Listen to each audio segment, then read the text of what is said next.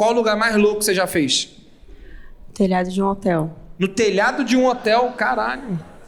Ó, não vou pagar pelo quarto não, hein? Vou meter lá em cima.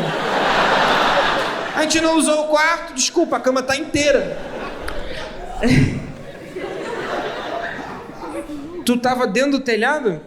É. Não, dentro não. No forro ou em cima? Não, é assim, o quarto tinha acesso pela janela no telhado, entendeu? Caralho, aventureira mesmo. Eu falei de floresta, eu acertei essa porra. Eu também fiz na cachoeira. Na pedra, né? Não, fui mais dentro da água do que... Começou na água. Foi. Você falou sobre... É uma cobra grande, Era enorme. enorme.